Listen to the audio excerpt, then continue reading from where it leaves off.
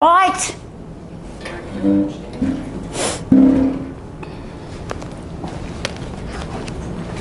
I'll just sit here and have a little read. I'm only sitting, I'm not going to sit for the rest of the talk, but I'm sitting for a reason. Because when I read self-help books, I don't stand. I sit.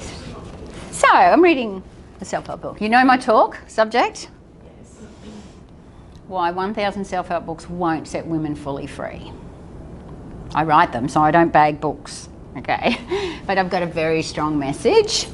And it's all a hypothesis. Take me, leave me, love me or hate me. I do tend to push belief barriers.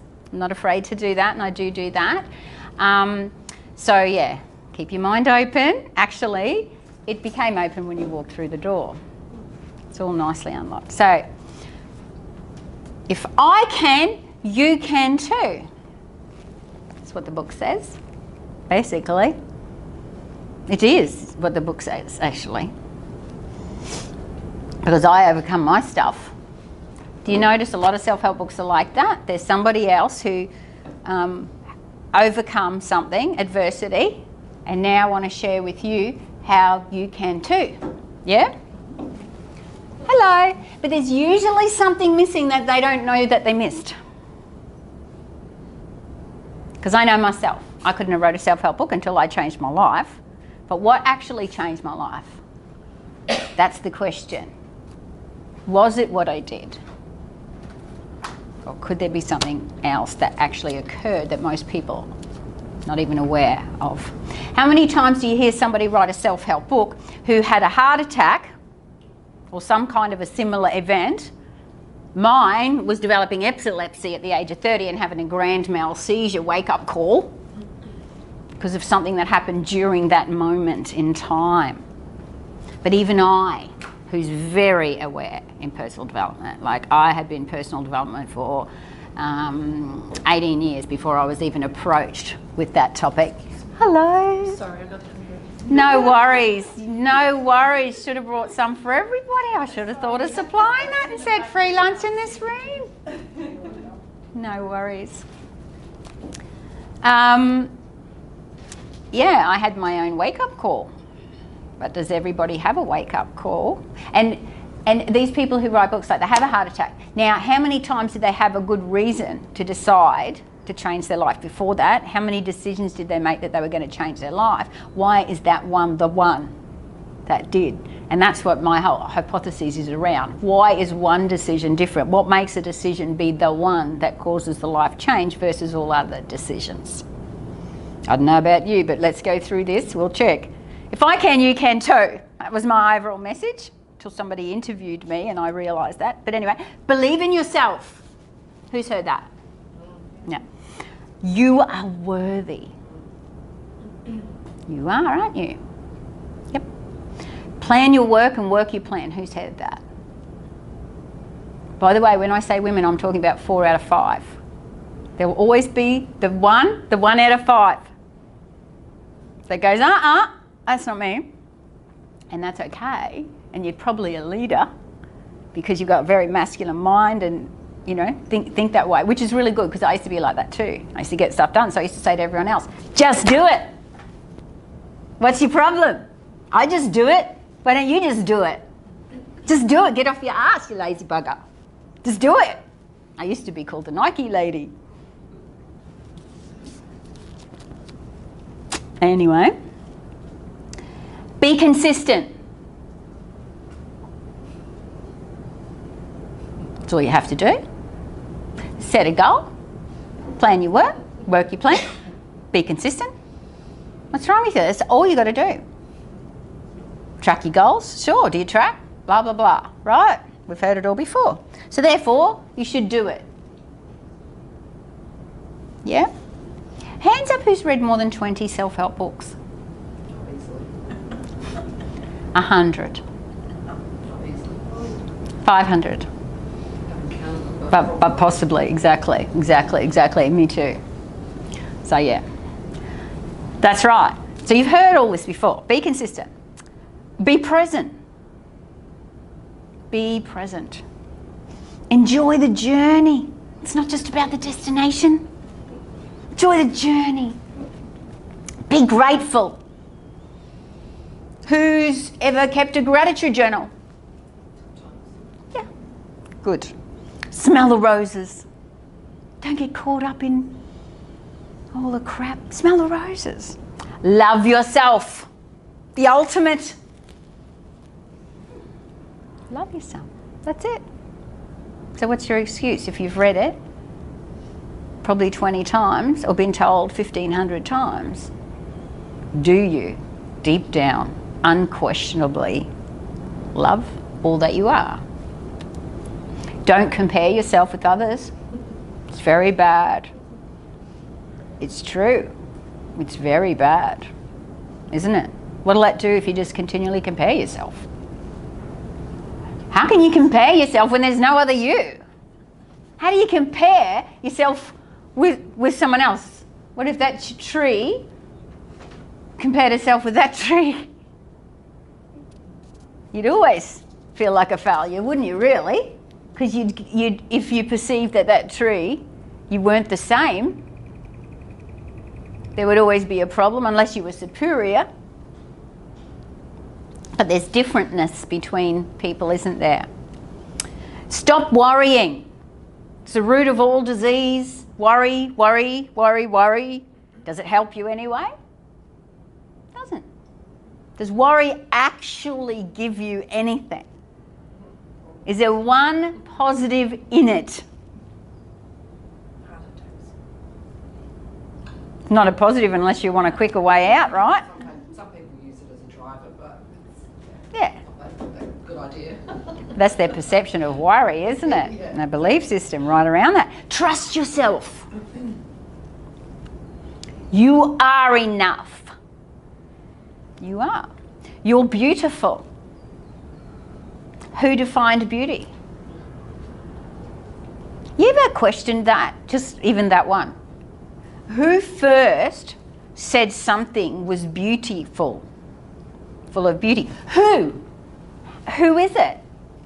It would have been a human. A mere human. Ah, guess what? What's her name? Kardashian.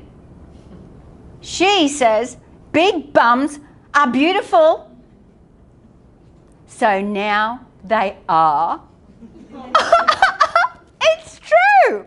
Anyone. People thought they were big and beautiful before her, but Yeah. she's marketing it. Oh, but she's just all about the booty. Yeah. That's it. That's it. Someone can make anything up. And everyone can take it on board and not question it. There is now a new standard.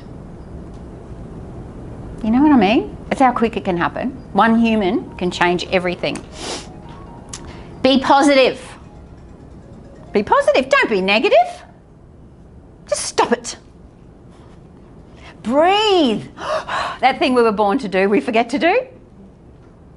That's so natural, but we do forget to do it under stress, don't we? You ever get a surprise or something under stress? Yeah? Meditate, they say. Meditate. To shut your mind down, to stop your stress then. Just meditate, go inside. Exercise. Who's been told to exercise? It's healthy. Who's been told to eat well? Do you? What's your problem? There's 1,500, between 1,500 and 5,500 scrolls that you do a day. How many of them say, eat something better, or you might die, or exercise or you might die? Basically, it's saying that, isn't it? Because if you don't, then you're unhealthy. What does unhealthy mean? It means you're going to get sick. What happens if you get sick and there's no solution? Well, then you die. So really, eat this, drink this, do this exercise, or you die. That's the unconscious mind's interpretation of it. You just think, oh, I should. But deep down, what's happening really under all of those layers that you think you are? A fear of death. There's just a massive influx of wellness and everything like that that is just the fear of death. I'm not saying it's not good to do. I do the best I can too. I'm drinking bloody silica in the mornings because my bloody eyelashes are weak, apparently. You know? I mean, iron stores aren't right because apparently I'm in the over there off the bell curve somewhere. my iron stores, because apparently I'm outside of normal. But normal isn't normal. We just think normal is normal. A bell curve is majority. I'm just outside of majority. Doesn't mean I'm not normal, but the new normal, what we've been brainwashed to believe is normal, is majority. So if you're in 10% that side or 10% that side, you're not normal, you're sick. But what if you're not sick? What if you, in your weird, wacky way, through your inherited way and what if it's actually normal for me to have low iron stores? What if it's my normal? But because it's not majority's normal, maybe I'm normal. Maybe I don't even need to take iron. Maybe that's going to make me abnormal outside of myself. I eat butter. Sometimes I've got to boil a potato to have an excuse so I can eat it. I love it so much. I'm serious. I'm not saying don't eat healthy. I know I should eat healthy. But I'm just saying, I never did buy into the margarine thing ever in my whole life. I still ate butter. Now butter's in again. Same with clothing, it'll come around again. I'm a bit late, usually. You know, what we wore when I'm 53, so what we wore when I was, 17, 18's now back in. Wrap a scarf around your hair and it's trendy. Hey, new boob on a boob tube, looks like a top. We used to do that. We used to do that when I was 14. What's normal? Just do it. Do affirmations. I am a money magnet. I'm a money magnet. Money flows easily and effortlessly to me now. Hey, I'm good. I'm good at it. Yeah? Yeah, because I taught it for years. I did. I attract hot, sexy men. Have it all going on. With money. With money. They're normal. And they treat me well. They're my king, I'm their queen. All that stuff. The answers are inside you. Who's heard that? Tell me who's heard that? That really the answers are in you. I don't think there's one guru on the planet that wouldn't agree with that one. We just need to find those suckers. Yeah, they're there. Good luck finding them. It's like, anyway, I'll get there. A guy came up to me at a talk I did at the Gold Coast one time, and I was talking there. Now I had all business people, men and women, and anyway, I talked to them, and for some reason the guys had a million more questions than the women. But anyway, this guy's lined up to talk to me. This older guy between 50 and 60, and he says to me, he goes, "So bloody hard to work you girls out." He said, "I've been married for years. My wife, what's wrong? There's something wrong. There's something wrong with her, or there's something wrong with me, because I've told her for 1,000 days in a row, 3 years, every day. And I do it on purpose," he said, "because I want her to believe it. You are beautiful, darling. I love you. You are beautiful." She still doesn't believe it. He's consistent, isn't he? Very consistent. He was so frustrated. He was so happy to finally find a person on the planet he could talk to about it. He wanted to know what's wrong. He was genuine. He said, "I don't know what's wrong. She's beautiful. To me, she is beautiful, and nothing I say has helped her. She still doesn't believe me. What's wrong? What am I doing wrong? What can I do? How can I help her?"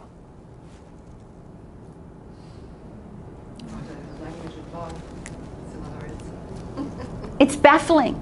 It's baffling to men as well as us. We're the biggest mystery. Who's seen the meme gets around on Facebook and all over the internet of the big reader's manual this high for women and the one for men this high? Come on, it's universal, isn't it, that we're supposed to be complicated as women? Yeah? It's a universal to men. If this was a room full of men, and I have run the Man Cave project, okay, so if this was a room full of men, they would all put their hand up if I said, "Are women complicated and or crazy?" They all put their hand up. No one keeps their hand down in a room of men. So it's a universal. How did we get here? That's what I'm going to hypothesise. How do we bloody get here, and what are we going to do about it? Yeah? You ready for a bit of a journey? I'm going to take you on one. Books help us, they do. And so does any kind of counselling or support where another human is sitting here giving you advice, who may have spent up to 10 years studying the brain so they can give you that advice. That's how committed they are to helping you. So I've got nothing against these people who want to help you. I'm going to hypothesise where they know what they know and how they're going to bring you to your inner wisdom that you need to know about your own shit, because they haven't walked your walk. They think they have. They think they know enough because they went to school and they went to university and they paid $70,000, so they do. They know a lot. They know a lot of stuff and stuff. Okay? So, what is going on? Because you tell me now. Can you explain if psychology, counselling, life coaching, you name it, any other thing out there is enough and doing the job, even maybe the whole combination of them all put together, NLP, timeline, hypnosis, what else have we got? All the Reikis and the energy healings and the, psychology, counselling, you name it. If that's working, why do we have an epidemic? Why do we have 1 in 3 to 5 women on antidepressants or anti-anxieties right here, right now? Why will 1 in 5 women be abused? Why am I the 3rd generation of women with guns at our head, and including my daughter is 4, by men, not just domestic violence, but with a gun? Not with a knife, not with a car, but with a gun. What's your chances? What's your chances? What about child sexual abuse? Not one escaped in my whole family, not even one, and we just found out some of the boys too. I mean not one girl. We've got a pretty big family. And yet there's so many families that doesn't exist in as well. Isn't that right? You know I'm right. But it's hard when you're in it. You think everyone's like you and it must have happened, but it's not true. There's some veins of families it doesn't exist in. It's true. I just thought, I remember at my place, we all used to get together for what was it? What was it? 25 years ago, there was a show. Gilmore Girls? No, it wasn't actually. It was some other show. We would all gather, and there was me and 7 other girlfriends, and we all had kids, and we'd all gather, girls' night. Gidget, maybe? No, bit after that. But anyway, a little bit after. I do remember. Anyway, we would all, one night we're sitting out there drinking our tea, sipping our tea, herbal tea on the veranda. Kids are all in there and whatever, we're having a break. And I finally told everyone what had happened to me when I was a little girl. And they go, me too. And I'm going, me too! All 8. I remember what it felt like to see that it wasn't just me. At that point, I thought it was my weirdo family and that we were the most effed up family on the planet. But I was like really, really shocked. Now that's not to say 8 out of 8 everywhere. Apparently it's 1 in 3 to 5. You know, that it just will happen to. That's it. And my mother said to me, it's just what men, I told her when it was happening to me. She goes, it's just what men do. Go and play, Marilyn. That's what men do. Where did she hear that from, do you think? Why would she say that? She loves me, don't get it wrong. Me and my mum are best friends. So I'm not saying anything bad about my mum. But I'm just realistic. Okay? She got it from her mum, who said the same bloody thing to her. She now realises what she did, and we've talked about it. And she realises, oh my God, I accepted it because my mum made me. And it happened to her. By way more than one person, same with me. So it didn't just happen by one person either. But this is common shit. So we've got to realise it's not unusual. It's not, you know, out there it's not a big deal really. Or we'd be doing something about it, wouldn't we? We'd all be meeting and doing something about it. So, I'm going to hypothesize. I want you to hypothesize with me, okay? We can change the whole world. We just need people to really think for themselves for a change. We're not doing a lot of it, okay? There's not that many people thinking for themselves. So I just want to ask you today to hypothesize with me. I could be a lunatic. Really, I could be a nutter. Now, I'm in this book. Who's heard of John DeMartini? Yeah, me, him, Kerwin, Ray. We're all in this book here that Ella put together. That's my Amazon bestseller. This is another one I've got. That's my first book. And I'm on this the August Profile magazine. If you haven't had a look yet, go up to Profile magazine there and get one. Beg your pardon? DeMartini's wrote a few books. Yeah, yeah. Yeah. So anyway, what I'm saying is that, you know, it's not as if I'm bagging books. I'm just saying they're very limited in what I can cause in another person, no matter how good a book writer I am, no matter what epiphanies I've had and what experience I've had. I was responsible to train 10,000 women a year for decades. And I can tell you now that I was the queen of personal development. I was #1 in 10 countries. I was the one. Yep, great. But I still was not happy because I had to watch a lot of people that I breathed belief into. I breathed it into them. I gave them my heart and my soul, and I invested my own well-being and stress levels and whatever it took because I wanted their success so much. But still, I couldn't do it, even though I was doing it myself to show them how. It wasn't enough. I could teach. I realised one day, it doesn't matter what I teach you at all. Doesn't matter. I can stand here right now and teach you so much great stuff. I know incredible stuff. But that's not the way of learning. That's not the way of change. I need to be able to get inside you and bring up your own learnings. I need to not be an expert. I need to be a not expert, to trust that you have and allow you to come up with that. So this is why. So how did we get here? Well, one day, way over here, Maria, way over here, there's all these people sitting around, probably, I imagine, going, ooh, ooh, ooh, ooh, ooh, ooh. You know?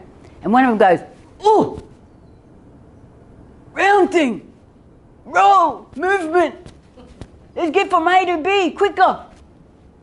I'm like, good idea. The wheel is invented. Well, what's changed?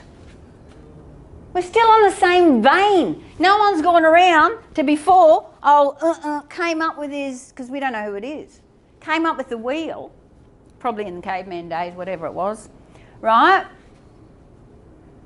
And said transport A to B without knowing about wheels. They could have created hovercrafts 1,000 years ago. We don't know. We could be teleporting already. But no one ever questions anymore. We don't question anything. No, it's how it is. What are you talking about? But all we do is have more wheels now. We just had a lot of bloody wheels. Caused a million other problems. I know. We'll look at each one of those problems individually. Let's not go back and create something that doesn't roll, that won't damage anything, that doesn't need engines, because all we think of is we've got to get there quicker. So we're producing all sorts of stuff. Really, I am a philosopher. If I really thought, what is it that I do? I don't buy into any belief systems. What's happened here? 1800s. Me, man of law. I put wig on, you listen to me, I put you in jail if you don't. Plain and simple, you will obey. Then, what's changed? They're still putting a wig on. Why do they wear a wig? Tradition. Why do they wear a wig? Because it is. It's just what's done. Tradition.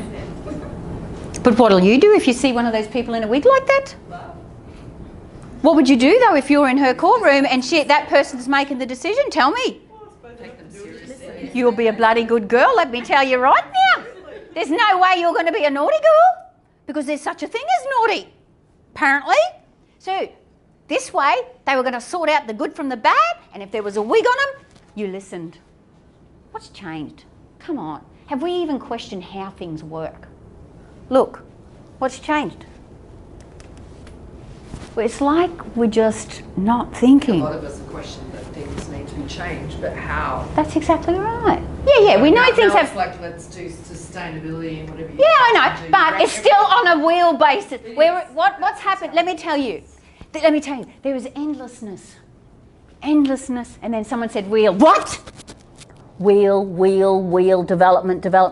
Problem, roadblock, problem. Oh, the planet's now, we're destroying it. Oh, hang on. We've got to think. No one goes back around here and thinks.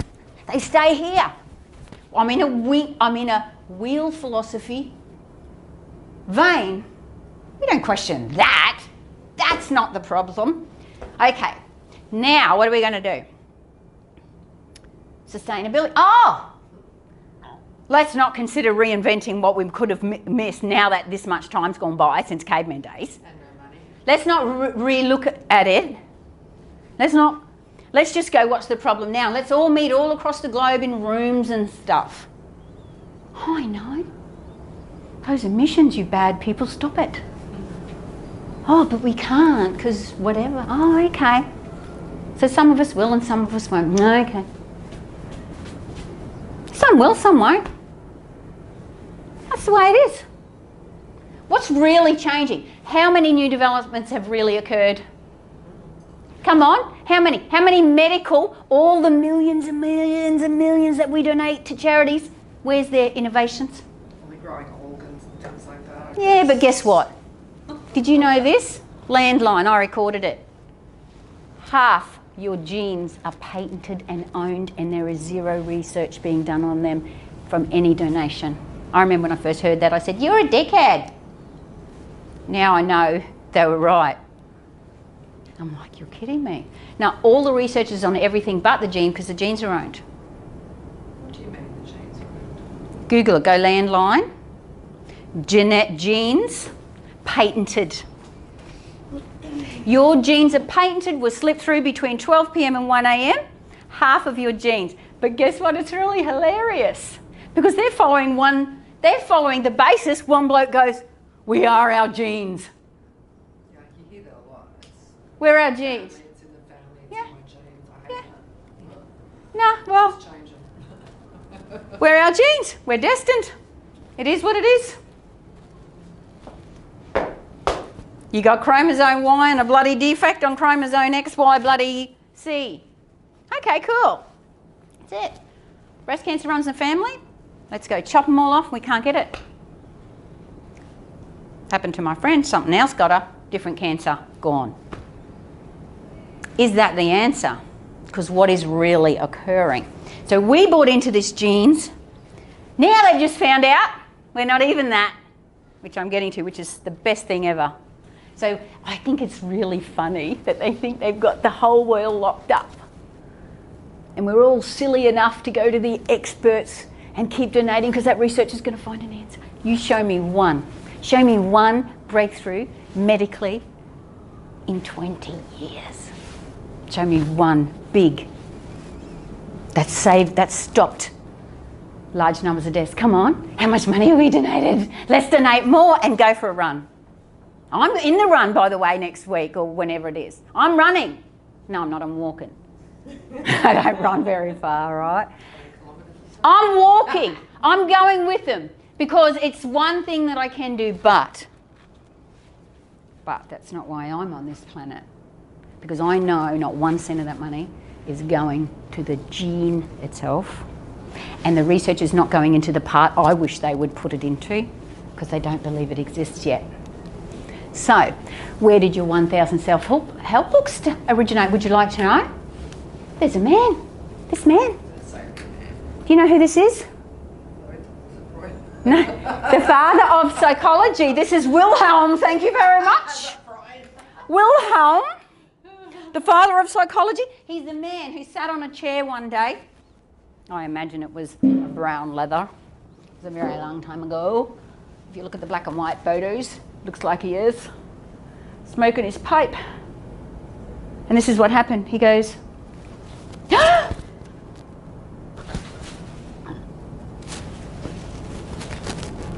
this is what happened. I'm probably dramatising it slightly, but this is it.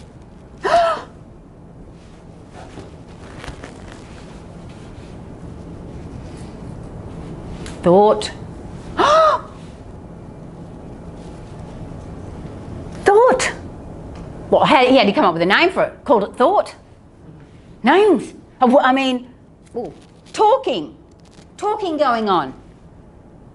In my head. It's not my physical being. It talks. Oh my God, it talks. Yeah. Yeah. That began psychology. True story. You'll find it in a million beautiful techie terms and whatever and online. Go and wiki whatever it. But he is the father of psychology. From that day, he is not the one, by the way, who opened the very first psychiatric hospital. His name is Wilhelm Hume, and he is not the first one. But everyone from there, you've got Einstein's, you've got, who did you say before? Freud, all of that, you know. They just, it's still men. It's one of my messages. They're men, for a start. Men's brains work differently, and 1 in 5 women have quite a lot of that as well. They're usually very strong, confident, masculine, right where I was when I was in survival mode protecting my children when I was living in hiding. I was very, very masculine. Cut off my feelings, came from here. Kick anyone out in my way. Boot, get out. Don't look at me that way. Do you know what I even said if a woman smiled at me in a shopping centre? What are you effing looking at? I had an attitude, but I had to. I didn't have to. I ended up that way. Survival. Survival. I was so intimidated by women, and I was so afraid of men. Is this possible? Has this ever happened to you where you perceive one thing and you suddenly realise that somebody perceives it differently? Like this one. Who sees the old person? Hands up. Hand up. Old person. Right. Young person. Ooh! Some of you have seen it before and you know, well, I know it's an oldie, but it still carries the message that multiple perceptions can occur on the same thing. We are actually looking at one thing. Right? But we see different things, don't we? Some of you going, where is that old lady? And some of you going, where's that young one? Yeah, I know. See? This is the nose, the mouth and the chin. Anyway, I won't get into that. You can find her online. But, okay, where did we come from? How did we get here? We all know nature-nurture argument, don't we? Yeah? Nature versus nurture. So let's analyse this a little bit more deeply. So what are your filters? So nature, nurture, makes you filter your world and see reality as you see it, so they say and have always said. Nature. Well, what is nature? Your nature. As a woman, you cycle with the moon, don't you? The moon and the tide, honestly, pretty weird coincidence that it's not 27 days. Even though some of us cycle at 27, not very many though, and 31 days maybe. But that bloody moon, it'll move you. Even if you don't believe in it. You cannot believe in it if you like. That's okay. Your body does, whether you do or not, through this filter. Your body knows, it flows with the tide. But something makes it tune into a different part of that cycle, but it doesn't matter, it still does it. 28 days, 28 days. There's storms. There's bloody hurricanes too. But you are as natural as that tree. Yeah? That's a part of our nature. Anything else? Creation, I guess. Birth and death and rebirth. Yeah. So imagine I give birth to twins, boy and girl. Both of them, I always say in a bassinet, but some people don't even know what that is these days. A rocker. Okay. Boy baby, girl baby. Hello darling, how are you? Little boy sees something totally different to the little girl. This is a fact. The boy sees movement through space and knows that she's smiling. in his brain says she is smiling based on his way of seeing the world. He sees peripherally. So anything that moves in space, that's why they love ball games. They can measure. Pool sharks. How many pool sharks are women? Very few. Strategy. Strategists. How many chess players that are in the top 100 in the world are women, do you think? Yeah? What about motorcycle riders? Yes, there's always women, I know. But really, majority. Men. I tried motorcycling until I broke all my ribs and ran into things everywhere because they said, don't look at what you don't want to hit. Don't tell me that. Don't ever tell me, don't look at something. I'm going to do it. Anyway, we now know that that is the law of how things work. But anyway, and at the time, motorcycle riding, I just got such a buzz from it. That's probably why I drive a Mustang now. I'm like, wow, at least I can do it. Can't do it on two wheels very good, but give me four and I'm okay. I still get to speed and have a bit of fun, go around corners really fast. So I like that for some weird reason, right? So I YouTubed motorbike riding, and so these guys would go like at 160 kilometres an hour in traffic and not hit a single mirror, and they would follow them with the, what do you call those drones, follow them for hundreds of miles. They never hit a thing. How do you think they do it? Because they're a boy. They were given, the little boy just sees movement, space and time. That's it. Spatially oriented, the real left brain analysis. What does the woman do? Focus and sees that mirror, that mirror, that mirror, that mirror, that person in that car. And so it's hard for us because of the way our brain works. Because the little baby looking at mummy notices subtle things. In NLP, they call it develop rapport, look for subtle skin tonuses, a bit of... They're just trying to be girls. Girls know rapport. They do it naturally. So this little baby girl she's given more retina cells for focus than the boy is given. The boy has more peripheral ganglion cells in the retina, and the girl has more of the focus ones because she has to. He's a hunter, whatever the reason. I mean, we come up with all these reasons, we don't really know, but he can see what's happening in his peripheral. You go into peripheral right now watching me and you can see stuff over here, can't you? Yeah, they're like that all the time, guys. We didn't know that, eh? We are focused. He comes home from work, lazy bastard, sits on the couch. Sorry, you've got to get over my French if you've got a problem. That's just the way I am. I really come from a small town. Anyway, or I can not be me if you like. That's a good excuse. Yeah. I came from a small town. Do you like that excuse? That's a beauty. I've heard that one for a while. I come from where I come from. Anyway, what was I saying then? Sorry. About how they sit on their bum. The peripheral. They come home, sit down. Yeah, lazy buggers. I'll say buggers. They sit on the couch and she walks past him and she goes, she's looking after his parents, taking them shopping. She's got raising his kids. All this stuff's happening. She's trying to cook dinner. She's been to work. She's just picked him up from childcare. He comes in and he sits down and he's flicking on the remote like this. Threw his shoes at the door, greeted the dog. Hey, where is everyone? Okay. Sits on the couch. Guess what? He's in peripheral. His body's built for stress. He's been stressed all day. Naturally, without any prompting, his body knows that it must de-stress at the end of every day. Men actually go into their beautiful... There's funny videos online about all this sort of stuff, but they go into this peripheral space where you cannot think or feel in peripheral. So it's very smart. All your intelligences are on, but you're not thinking, you're in unconscious mode. It's the natural state of, what do they call it, the parasympathetic nervous system, which is pure healing. All organs running at capacity as they were meant to do is when you're in peripheral, right? But because we are born with more focal cells, stress is 10 times worse in our body than a man's. Because guess what happens? Your beautiful bonding hormone, you've got an oxytocin generator, man, that is just, it's a beautiful gift. Means we think before we feel before we think. They think before they feel. They'll decide whether they're going to feel based on whether it makes sense to do it. That's why they can seem so cold, and yet we're just so in love and we don't even know how we got here, and he's bashing us and we still love him and we still will stay in everything because we've got this overdeveloped oxytocin generator, which is beautiful for survival, and we're meant to have it. But they're only just starting to find out that in a woman's body, a woman she releases, for the amounts of cortisol she releases oxytocin to water it down. That doesn't happen in a man's body very much at all, not like the women's. Guess how they've missed this?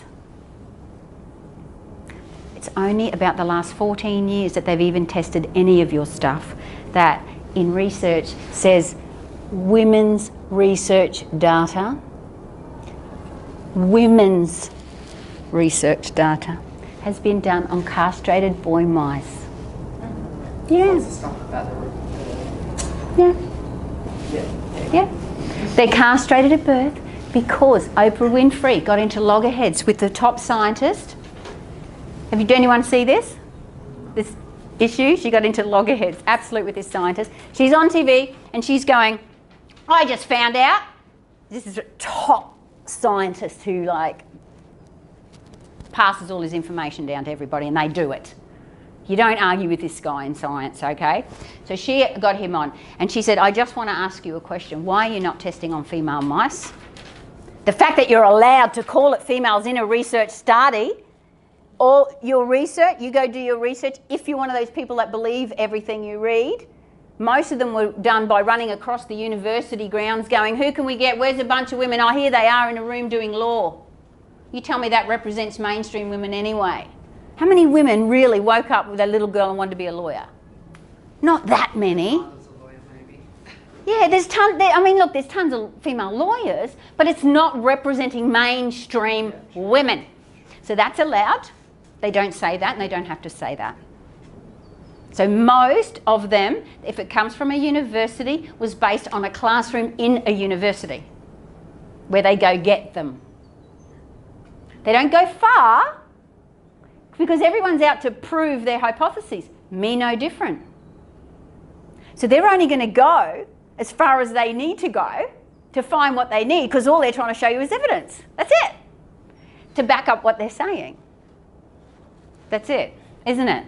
But I like to question the evidence. So I'm the one who asks those stupid questions. Where'd you find them?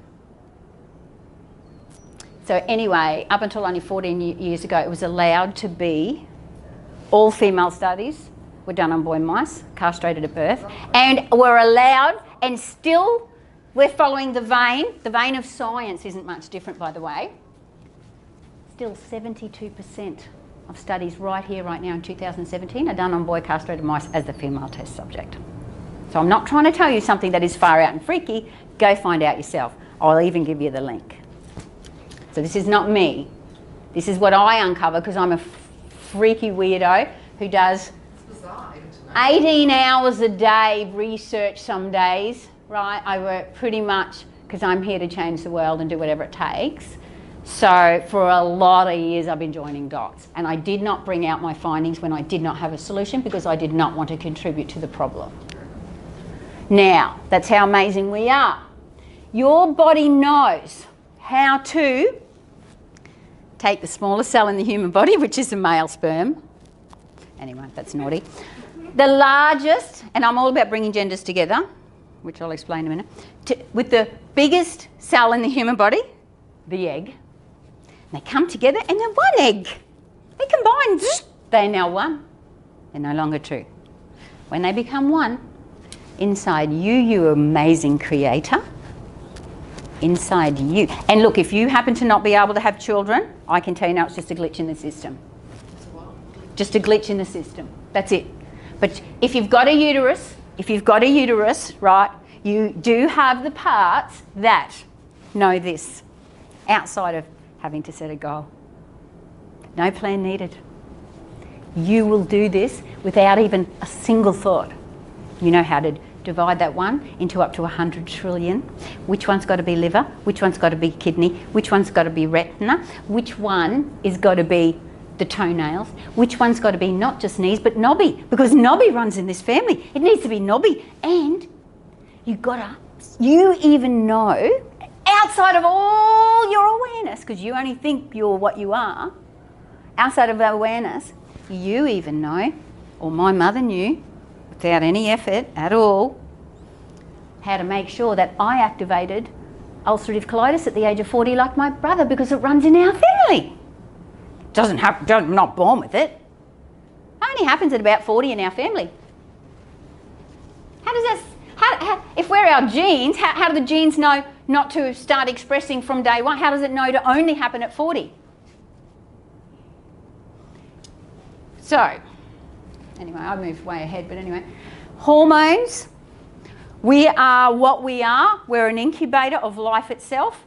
And I hypothesise something that men don't like very much. I've had men in every class except for this one. But anyway, and that is that women access a different realm of consciousness. Now that, I've never ever met anyone that's ever agreed with this or you know, come with a hypothesis or it makes sense to them. But I hypothesise this because I was told, because I dropped out of school at 14, right?